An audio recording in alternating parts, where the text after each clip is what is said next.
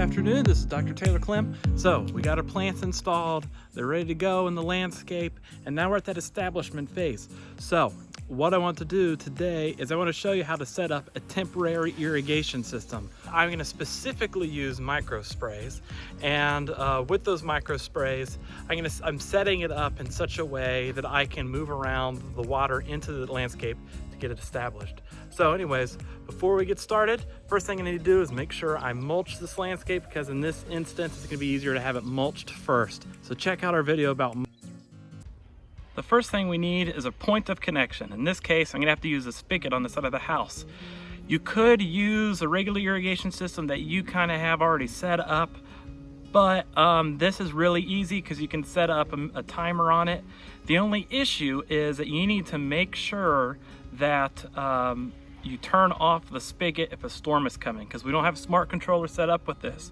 So you could unintentionally water your landscape when a big storm is coming. So from the point of the connection, we need to run our water to wherever our plants are. So it might seem a little bit out of the ordinary, but I'm using a hose. Whoa. So I got my hose, I have it at the landscape. But one of the issues with micro irrigation systems is the water that comes out of our hose comes out at a faster rate or pressure than what micro irrigation can utilize. So I have one of these little doohickeys. So this is actually a converter that you can get at any big box store or anything like that. But what it does is it can just thread right onto a hose bib, and it has a backflow preventer, a filter, as well as a pressure regulator. So I can just hook it up directly to this hose bib, and then I can hook up my micro irrigation lickety split. Voila, screwed it on. It's ready to go. I'm ready to start hooking up my irrigation system. We now need to deliver water to the plant. So there's two different types of piping that I can use. The black pipe, that's just what we call polytube. It's a 1/2 inch in diameter, and the brown pipe, that's actually the inline drip irrigation, and it has little water emitters built into it already. But I want to be a little bit more precise on where I'm putting the water, so I'm actually going to hook up the micro spray in this system, so then I have the ability to kind of move it around where to put the water exactly where I need it to be. So all I do is I just get this end of the pipe and I hook it right up to our converter that we attach to the end of the hose. I laid the black poly tube, you can see it's connecting to the hose, and it's just running along the back side of the landscape bed. So now I'm gonna hook up some of these misters, just like you see here. They come in various shapes, sizes, and spray patterns. But what I do is I have a little barb at the end of it that I hook right up into the poly tube, and it ends up delivering the water directly out to the plants. So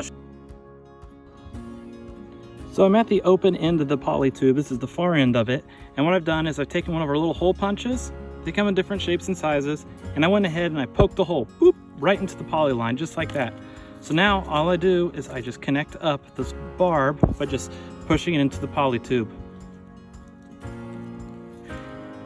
And now that that's done, I just have to stake this into the ground and it's ready to go.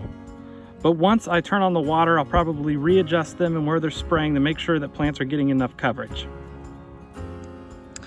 So I have all my sprays hooked up.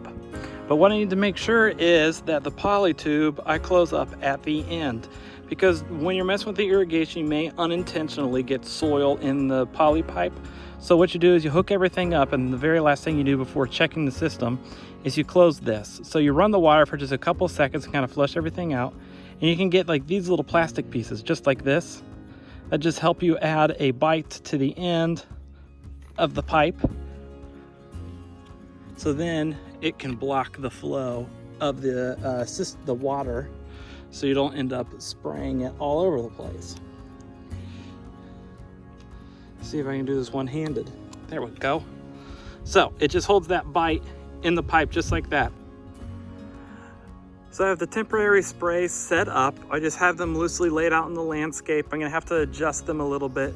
So I'm gonna go ahead, I'm gonna turn on the irrigation system, see what the coverage looks like, and make sure that all the plants are getting enough moisture.